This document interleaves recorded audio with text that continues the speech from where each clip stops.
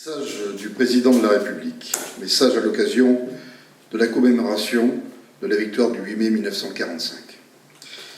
Ce 8 mai ne ressemble pas à un 8 mai. Il n'a pas le goût d'un jour de fête. Aujourd'hui, nous ne pouvons pas nous rassembler en nombre devant les monuments de nos villes, sur les places de nos villages, pour nous souvenir ensemble de notre histoire. Malgré tout, la nation se retrouve par la pensée et les 1000 liens que notre mémoire commune tisse entre chacun de nous. Cette étoffe des peuples que nous agitons en ce jour dans un hommage silencieux. C'est dans l'intimité de nos foyers, en pavoisant nos balcons et nos fenêtres, que nous convoquons cette année le souvenir glorieux de ceux qui ont risqué leur vie pour vaincre le fléau du nazisme et reconquérir notre liberté. C'était il y a 75 ans. Notre continent refermait, grâce à eux, le chapitre le plus sombre de son histoire, 5 années d'horreur, de douleur, de terreur. Pour notre pays, ce combat avait commencé dès septembre 1939. Au printemps 1940, il y a 80 ans, la vague ennemie avait déferlé sur les frontières du Nord-Est et la digue de notre armée n'avait pas tenu. Nos soldats, pourtant, s'étaient illustrés à de nombreuses reprises. Ceux de Montcornet, d'Abbeville, de Gembloux ou de Stone, les hommes de Narvik, les cadets de Saumur, l'armée des Alpes avaient défendu avec vigueur notre territoire et les couleurs de notre pays. Ils sont ceux de 40. Leur courage ne doit pas être oublié. Dans le crépuscule de cette étrange défaite, ils allumèrent des flambeaux. Leur éclat était un acte de foi, et au cœur de l'effondrement, ils laissaient poindre la promesse du 8 mai 1945. Cette aube nouvelle fut ensuite conquise de haute lutte par le combat des armées françaises et des armées alliées, par les Français libres qui jamais ne renoncèrent à se battre, par le dévouement et le sacrifice des résistants, de l'intérieur, par chaque Française, chaque Français qui refusa l'abaissement de notre nation et le dévoiement de nos idéaux. La grande alliance de ces courages permit au général de Gaulle d'asseoir la France à la table des vainqueurs. La dignité maintenue, l'adversité surmontée, la liberté reconquise, le bonheur retrouvé. Nous les devons à tous ces combattants, à tous ces résistants. À ces héros, la nation exprime son indéfectible gratitude et sa reconnaissance éternelle. Le 8 mai 1945, c'est une joie bouleversée qui s'empara des peuples. Les drapeaux ornaient les fenêtres, mais tant d'hommes étaient morts, tant de vies étaient brisées, tant de villes étaient ruinées. À la liesse succéda la tristesse et la désolation. Avec le retour des déportés, les peuples découvrirent bientôt la barbarie nazie dans toute son horreur. Rien, plus jamais rien, ne fut comme avant. La fragilité révélée de nos vies et de nos civilisations nous les rendut plus précieuses encore. Au bout de cette longue nuit qui avait traversé le monde, il fallait que l'humanité relevât la tête. Elle venait de découvrir, horrifiée, qu'elle pouvait s'anéantir elle-même, et il lui fallait désormais refaire le monde, de fond en comble, ou, à tout le moins, empêcher que le monde ne se défasse, selon le mot de Camus. Ce fut l'heure, en France, de l'Union nationale, pour fonder les beaux jours, annoncés par le Conseil national de la résistance et bientôt retrouvés. L'heure, en Europe, de l'effort commun pour bâtir un continent pacifié et fraternel. L'heure, dans le monde, de construire les Nations Unies et le multilatéralisme. Aujourd'hui, nous commémorons la victoire de ce 8 mai 1945. Bien sûr, mais aussi, mais surtout, la paix qui l'a suivi. C'est elle, la plus grande victoire du 8 mai, notre plus beau triomphe, notre combat à tous, 75 ans plus tard. Vive la République, vive la France.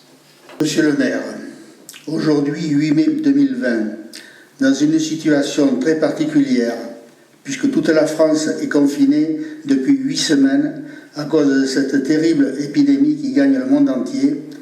Grâce à votre initiative, nous avons été amenés à organiser une cérémonie à huis clos.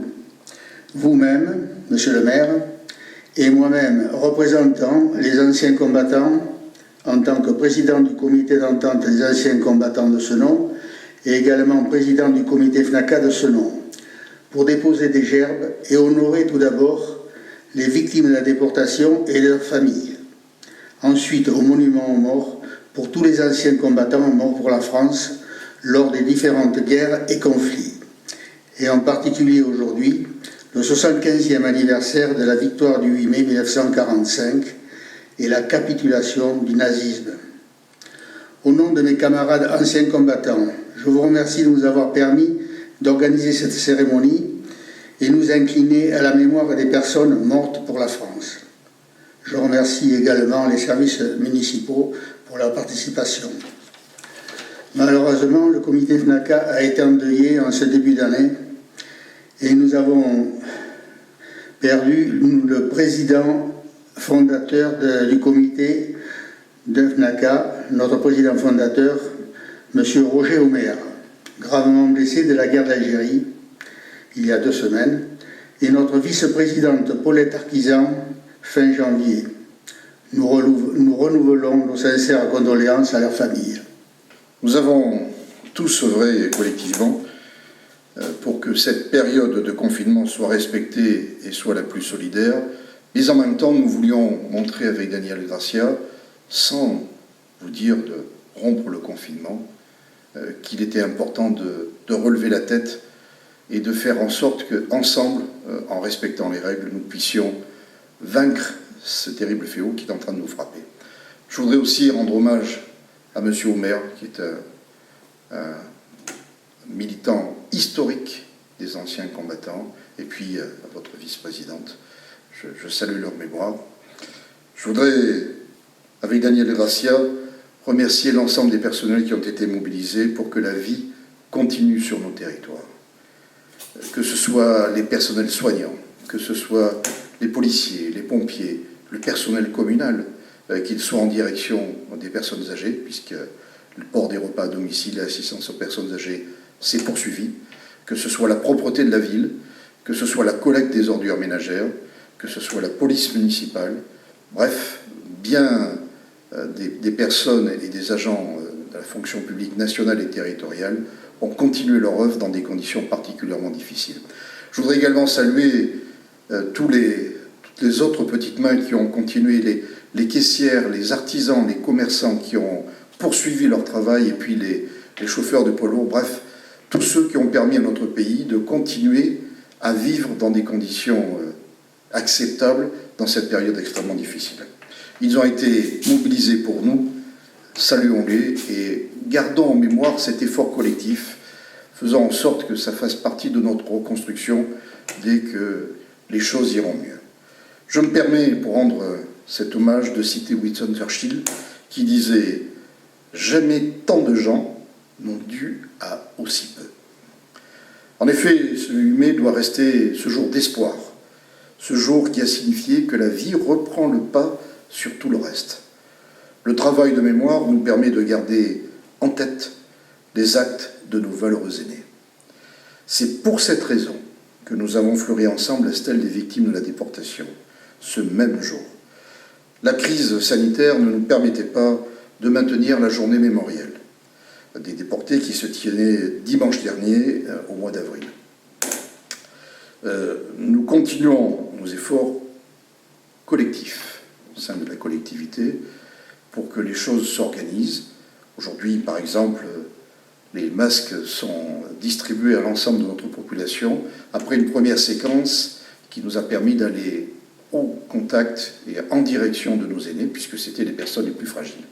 Pendant 3 jours, ce jour, demain et après-demain, la population pourra venir retirer ses masques. Certains grands ensembles seront distribués directement, je veux parler de Palmer, de la Marègue, de la Saraillère, de Beausite, afin que les flux de personnes ne soient pas trop nombreux et que la sécurité puisse être assurée dans de bonnes conditions.